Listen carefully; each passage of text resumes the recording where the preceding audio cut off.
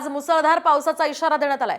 तर यामध्ये ठाणे पालघरमध्ये सुद्धा आज पावसाचा अंदाज असेल, त्यामुळे घराबाहेर पडताना काळजी घेण्याचं आवाहन हवामान खात्यानं केलेलं आहे।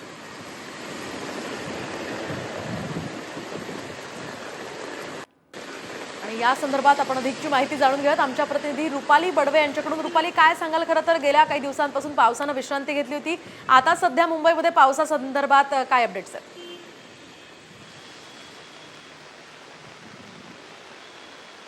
मोहिनी अगदी बरोबर आहे। मागच्या काही दिवसापासून पावसाने विश्रांती घेतली होती आणि त्याच्यामुळे मुंबईकर सुद्धा निश्चिंत झालेला होता। मात्र आज सकाळी 7 वाजल्यापासूनच मुंबईच्या परिसरामध्ये खरं तर पावसाने जोरदार हजेरी लावल्याचं आपल्याला पाहायला मिळत आहे।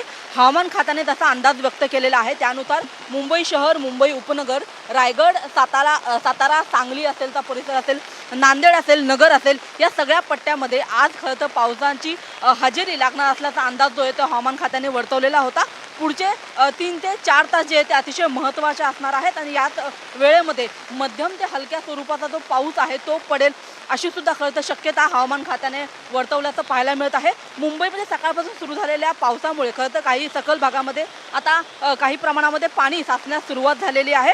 एकूणच सकाळची वेळ असल्यामुळे जे सगळे कर्मचारी वर्ग आहे तो खरं तर कामाला निघालेला आहे आणि अशाच वेळी पावसामुळे गोंधळ उडाल्याचं सुद्धा पाहायला मिळत आहे। याच्यामुळे रस्त्यावरची जी वाहतूक आहे ती काहीशा प्रमाणामध्ये संत झाल्याचं पाहायला मिळत आहे आणि त्याच्यामुळे घराच्या बाहेर पडताना आता नागरिकांनी हवामान खात्याचा अंदाज घेणं महत्त्वाचं आहे, पावसाचं एकूणच अंदाज घेणं महत्त्वाचं आहे आणि गरज असेल तरच खरं तर घराच्या बाहेर पडा, अशा पद्धतीचं जे आवाहन आहे ते खरं तर हवामान खातं करताना पाहायला मिळत आहे। मुंबईमध्ये सध्या खरं तर पावसाचा वेग वाढल्याचं पाहायला मिळत आहे आणि याचा परिणाम आता मुंबईच्या लोकलवरती होतो का हे देखील पाहणं तेवढंच महत्त्वाचं आहे। मात्र सध्या मुंबईमधल्या एकूणच दक्षिण मुंबईचा जो संपूर्ण परिसर आहे त्या भागामध्ये पावसाचा वेग वाढल्याचं पाहायला मिळत आहे। अगदी नक्कीच रुपाली, तर अचानक आलेल्या या पावसामुळे मुंबईकरांची तारांबळ उडालेली आहे। अगदी तुम्ही सुद्धा काळजी घ्या आणि सगळ्या मुंबईकरांनी सुद्धा काळजी घ्या असं आवाहन साम टीव्ही तर्फे केलं जातं।